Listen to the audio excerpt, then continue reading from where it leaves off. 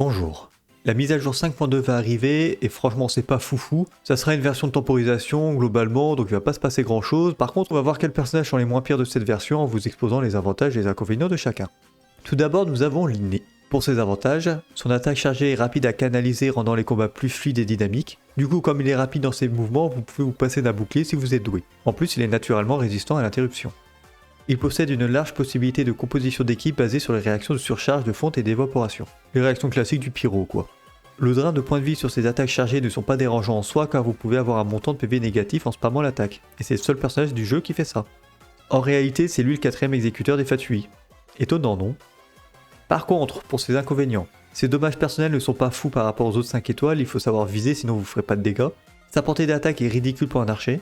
Ses dégâts proviennent à moitié de son attaque chargée et à moitié de ses compétences qui ont un gros temps de recharge. C'est le seul personnage fontainois qui est incapable d'utiliser le pneuma sur les ennemis, et aussi sur les énigmes dans le monde ouvert. Il s'est déjà perdu dans son chapeau sans fond, et ça se prend pour un magicien. Ensuite, nous avons le véritable Archon Hydro, Neuvillette. Pour ses avantages, avec sa première constellation, il est très sensible à l'interruption. Il ne peut pas être interrompu pendant la durée de son attaque chargée et peut donc se passer d'un bouclier. Vous pouvez attraper ses gougouttes générées de très loin, c'est pratique ça permet de soulager le gameplay. Son déchaînement n'est pas si utile car il génère peu de gouttes mais fait des dégâts très corrects.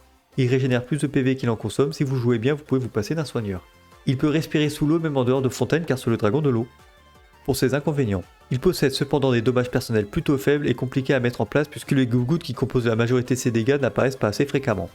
Au niveau des autres DPS 5 étoiles hydro, c'est lui qui fait le moins de dégâts, Hayato restant le meilleur DPS du jeu. C'est un mauvais applicateur hydro, il est donc pas ouf pour déclencher les réactions, anti-modo hydro par contre c'est pas mal. Son attaque chargée lui permet de se soigner sur la durée. Neuvillette ne boit strictement que de l'eau, si quelqu'un a le malheur de rajouter quelque chose dans son verre, il pète une durite et se met à inonder les lieux. C'était donc ça la prophétie de Fontaine. Sinon nous avons un autre dragon, Zhongli. Au niveau de ses avantages, la pétrification sur son déchaînement est très longue, c'est parfait pour aller faire une pause pipi pendant le combat, de plus son temps d'animation est l'un des plus courts du jeu. L'utilisation de ces piliers géo est simple, les ennemis sont attirés par ces choses qui leur font de l'œil, et en plus vous ne risquez pas de vous agripper dessus sans faire exprès. Zhongli possède des dégâts personnels très surprenants quand vous le jouez full tank. Hélas, il est incapable de protéger les personnages contre les dommages qui contournent les boucliers, mais comme ça n'existe pas, vous n'avez pas à vous en faire. Il possède une génération d'énergie constante et généralement suffisante pour toutes les compositions d'équipe. Les joueurs peuvent développer la mauvaise habitude de ne plus esquiver grâce au bouclier impénétrable du Zong. Le jour où il ne sera plus dans votre équipe, faites attention. C'est le meilleur mineur de minerais. C'est lui qui a inventé la monnaie de Teyvat, le Mora, mais il est pauvre et vieux, comme quoi ça lui a pas servi à grand chose. C'est un dragon qui ne crache pas de feu, et oui, sinon ça aurait été l'Archon Pyro. Pour ses inconvénients, il n'est pas très flexible, il peut être joué dans peu d'équipes avec son seul rôle de shield bot, où il n'est là que pour son bouclier. Son bouclier ne vous empêche pas d'être interrompu, mais il bloque quand même les dégâts reçus. Pour pallier à ce problème, ses piliers réduisent les résistances ennemies. Ils sont sympas les devs quand même. Son déchaînement a une durée d'invulnérabilité très courte puisqu'il est rapide. Vous n'en aurez pas besoin de toute façon. Son bouclier n'est pas si résistant mais vous pouvez l'avoir souvent, il faut juste penser à le remettre. Il travaille pour Utao au funérarium de Liyue qui n'arrête pas de le pranker et de le menacer de balancer à tout le monde que c'est l'Archon Géo s'il ne se plie pas à ses caprices. En gros, Utao est une grosse chieuse, mais ça je ne vous apprends rien. Et sinon il aime manger des cailloux. Ouais, puisqu'il est Géo, ça fait sens. Ensuite nous avons le nouveau personnage qui sortira à la 5.2, Shaska, personnage anémo qui utilise un arc, mais surtout un énorme canon.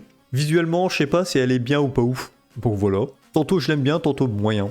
Bon bref, on s'en fout. Au niveau de ses avantages, elle est pas chiante à jouer et facile à prendre en main, elle n'est pas sensible à l'interruption et ne possède pas un passif un peu chiant à appliquer. Elle est dépendante d'une équipe en particulier, la mono anémo. Elle possède un DPS moyen aussi bien en multi-cible qu'en mono-cible, on peut dire que c'est pas trop mal, et possède de bonnes réactions avec le Géo. Par contre, au niveau de ses inconvénients, ce n'est pas le meilleur personnage pour les dégâts de réaction, sa mobilité n'est pas dingue, et elle est plutôt compliquée à équiper. Bon, c'est tout ce que je peux dire sur elle, elle n'est malheureusement pas encore sortie. Et puis tiens, nous avons un personnage 4 étoiles qui vient d'arriver, Ororon. J'aime bien son design mais bon ça vaut pas un 5 étoiles quoi. Au niveau de ses avantages, il n'est pas très chiant à jouer, il n'est pas restreint dans une équipe en particulier et il possède un gros DPS de façon générale. Par contre au niveau de ses inconvénients, Fischl existe. Voilà. Sa mobilité n'est pas folle et génère très peu d'énergie. Bon, c'est tout ce que je peux dire sur lui, malheureusement il n'est pas encore sorti.